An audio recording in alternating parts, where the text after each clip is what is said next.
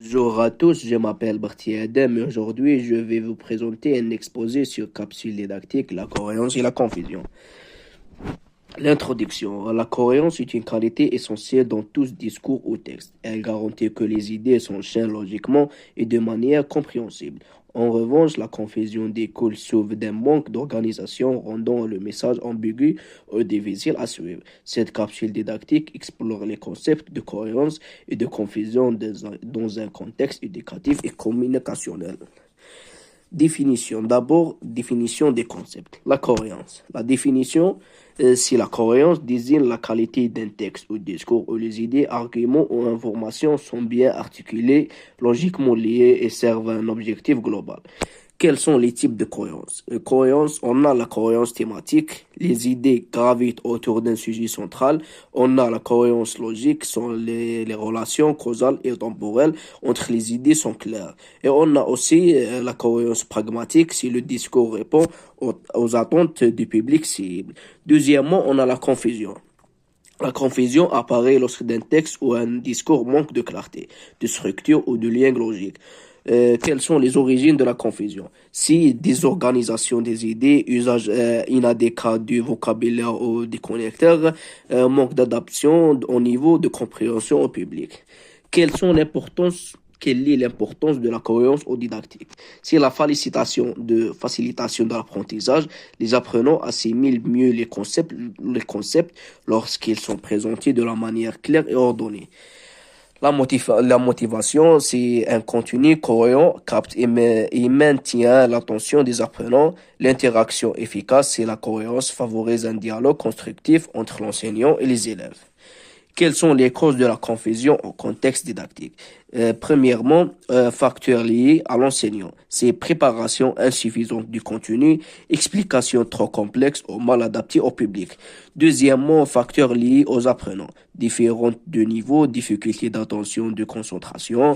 Troisièmement, facteurs liés au matériel pédagogique. Support mal structuré, peu explicite. Alors, quelles sont les stratégies pour renforcer la cohérence et éviter la confusion? Premièrement, on a la structure, le contenu. Structurer le contenu, c'est utiliser une introduction, un développement et une conclusion. Employer des connecteurs logiques, donc cependant, en revanche. Deuxièmement, simplifier et clarifier le message, utiliser un langage adapté, expliquer les concepts abstraits avec des exemples concrets. Troisièmement, impliquer les apprenants, encourager les questions, vérifier régulièrement leur compréhension. Quatrièmement, utiliser des outils visuels, schémas, cartes mentales, tableaux.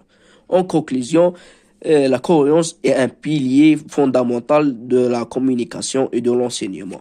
Elle permet de transmettre efficacement un message et d'assurer une meilleure compréhension chez les apprenants, en évitant la confusion par une préparation rigoureuse et une adaptation au public. L'enseignant optimise le processus d'apprentissage. Référence, c'est tiré sur la cohérence textuelle et la pédagogie, article sur les pratiques didactiques et la communication. Alors, on a des exemples, voici des exemples de cohérence et de confusion dans un discours. Premièrement, exemple de cohérence. Sujet, l'importance de la lecture de l'éducation. La lecture est un outil essentiel dans l'éducation car elle permet d'acquérir de nouvelles connaissances. Tout d'abord, elle développe les compétences linguistiques des apprenants en enrichissant leur vocabulaire. Ensuite, elle stimule la réflexion critique en exposant les lecteurs à des idées variées. Enfin, la lecture favorise l'autonomie car elle permet aux apprenants de s'instruire par eux-mêmes ensemble. Promouvoir la lecture, c'est investir dans l'avenir de l'éducation.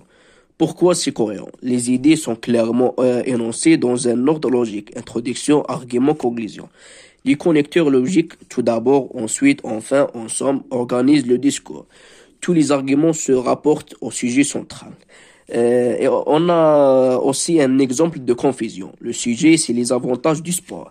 Le sport est important pour tout le monde. Par exemple, les enfants apprenant à travailler en groupe. Et puis, c'est bon pour la santé. De plus, il y a beaucoup de sports différents, comme le football ou le basket. Les matchs à la télévision sont aussi très populaires. Pourquoi c'est qu'on fait? C'est parce que c'est manque de structure, les idées sont listées sans hiérarchie ni progression logique, absence de connecteurs clairs pour relier les idées, inconclusion d'une idée hors sujet, les masses à la télévision, c'est quoi éloigne du thème principal. Troisièmement, exemple d'amélioration d'un discours qu'on fait. Sujet, les avantages du sport. Le sport joue un rôle fondamental dans la vie des individus. Premièrement, il améliore la santé en réduisant les risques de maladie. Deuxièmement, il favorise l'apprentissage des valeurs comme le travail d'équipe et la discipline, particulièrement chez les enfants. Enfin, le sport offre une diversité d'activités, ce qui permet à chacun de trouver une pratique adaptée à ses goûts. En résumé, le sport est allié pour la santé physique, le développement personnel et le bien-être. Pourquoi c'est mieux? Les idées sont organisées autour de trois axes principaux, les connecteurs premièrement, deuxièmement, enfin en résumé, facilitent à la compréhension. Tous les arguments renforcent le sujet sans digression, souhaitent d'autres exemples. Par exemple, je fais faire une remarque, on a un troisième élément, c'est la cohésion dans l'analyse du discours. La cohésion est la manière dont les éléments d'un texte s'articulent pour créer une unité. Elle repose sur des outils comme les pronoms, les connecteurs et les reprises lexicales. En analyse du discours, elle permet de comprendre comment des idées sont liées et rendues compréhensibles. Exemple de discours cohérent. Mes amis, il est temps d'agir, la planète est en danger. Et nous devons la protéger ensemble. Nous pouvons